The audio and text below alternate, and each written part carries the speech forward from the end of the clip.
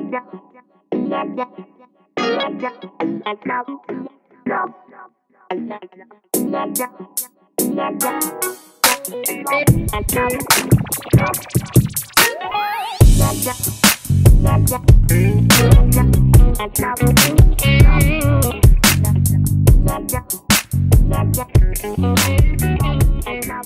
Realtis, c'est trois métiers, trois lignes de métiers pour nous.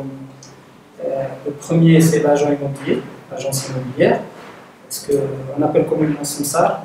La deuxième ligne de métier, ça, c'est l'expertise immobilière, l'expertise d'investissement. La troisième ligne de métier, qui est plutôt études de recherche. Alors, études de recherche, c'est quoi?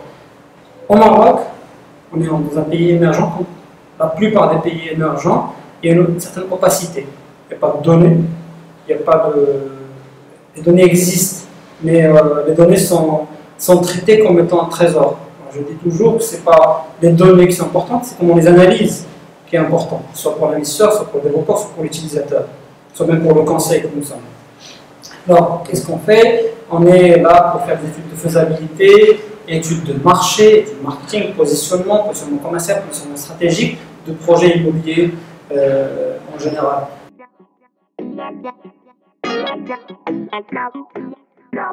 L'immobilier d'entreprise, c'est un secteur qui est utile à l'économie, qui accompagne l'économie. Quand l'économie va bien, forcément, les gens ont besoin de plus de métrage dans le bureau, le commerce, la logistique, l'industrie, etc. Donc, on subit bien entendu les aléas de l'économie, et quand les gens ont besoin de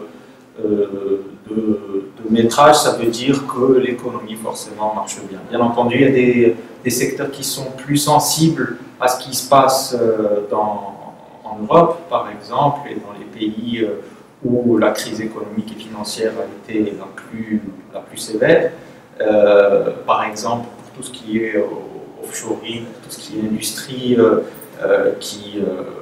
où les opérateurs sont plus donc des opérateurs internationaux. Et puis il y a d'autres secteurs qui sont plus résilients, qui se comportent, qui sont plus sensibles à ce qui se passe dans l'économie nationale, qui sont donc endémiques et qui peuvent avoir cette résistance-là vis-à-vis de crises internationales. Donc l'adage dit que quand l'immobilier va, tout va, c'est en fait le contraire. C'est quand l'économie marche, l'immobilier marche, parce qu'il suit, la locomotive étant l'économie. Pour ce qui est de l'immobilier d'entreprise. Alors pour l'immobilier d'habitation, c'est autre chose. Il y a des données, il y a la politique économique du pays, il y a ce qui se passe aujourd'hui pour l'immobilier d'habitation dit social, où on a encore des besoins pour loger décemment toute une frange de la population qui était mal logée dans des bidonvilles notamment. Et bon, il y a l'exode rural, il y a d'autres choses qui sont un peu plus en dehors du spectre économique pur. Donc on a les données sociales aussi qui sont très importantes dans l'immobilier résidentiel.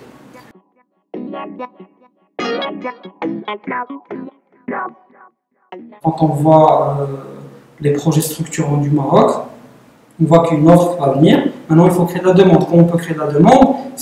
C'est l'État qui a mis en place des plans stratégie sectorielle, type émergence, type le plan solaire, le plan Maroc vert, etc. Chacun est fait pour attirer une certaine clientèle, pour occuper ces espaces de travail. Ça, ce qui fait que le marché immobilier va avoir cet équilibre entre offre et demande. Peut-être le risque dans les années à venir, c'est la suroffre.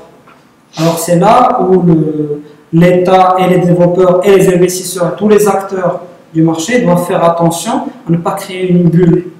Ce qui s'est passé dans des villes comme Marrakech où tout le monde a construit sans faire attention qu'il y a quelque chose qui s'appelle la demande.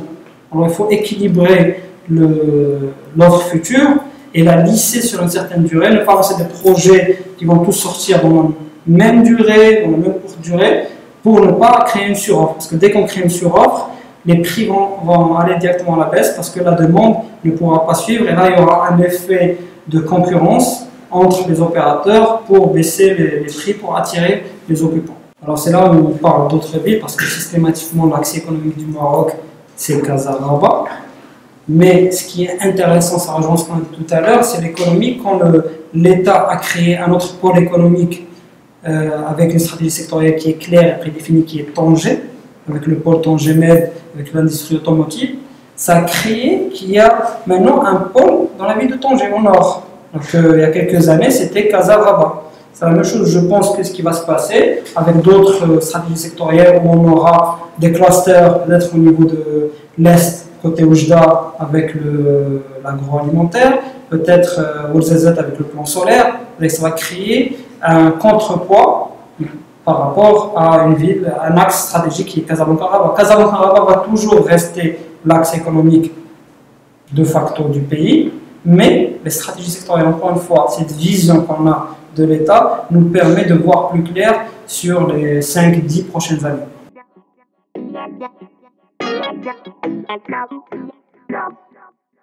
Je pense que l'information et l'information pertinente, c'est quelque chose qui est très très important dans ce secteur d'activité, peut-être plus que n'importe quel autre secteur.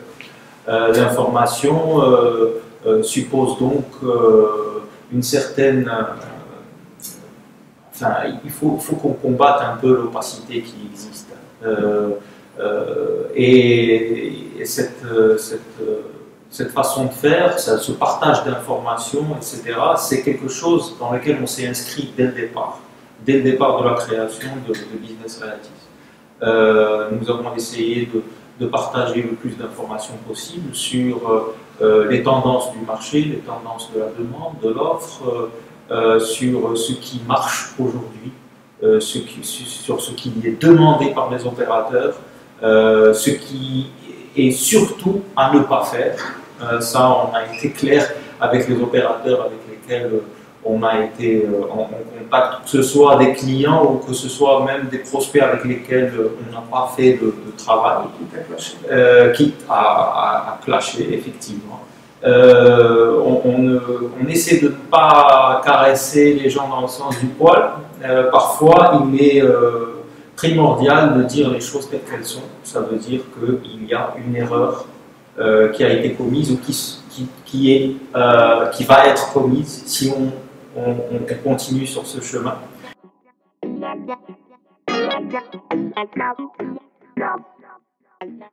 Il y a quelque chose aussi qui est intéressant, il faut savoir que même le cadre légal législatif au Maroc est encore loin des attentes des acteurs. Imaginons que pour l'immobilier d'entreprise, quand je parle de PCI et les fonds d'investissement, tous basent leur rentabilité sur la location d'un espace à un utilisateur. Cette location est régie par un DAHIR qui date de 1955. C'est énorme. Je pense que c'est l'un des rares DAHIR au Maroc qui n'a pas été amendé depuis.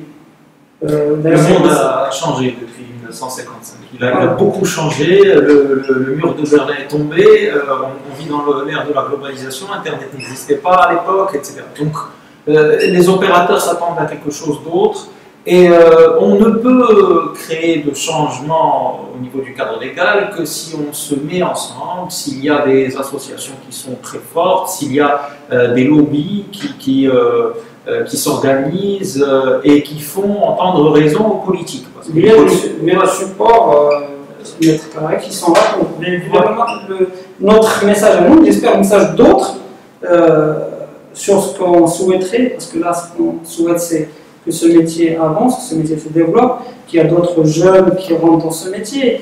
On a été parmi les premiers de notre génération à intégrer ce métier quand l'immobilier n'était pas très in. Maintenant, c'est le truc à être dans l'immobilier, dans de grands groupes, etc. Ben, écoutez, il y a encore plein de choses à faire. L'immobilier, c'est pas seulement résidentiel, l'immobilier, c'est tout un pan d'économie, c'est une industrie à part. Et je suis sûr que celui qui a goûté à cette industrie ne peut pas vraiment dire du jour au lendemain, je vais arrêter. Nous, ça fait combien? Ça fait 13 ans et plus qu'on est dans ce métier. On s'y plaît et je pense pas qu'on va arrêter le jour au lendemain.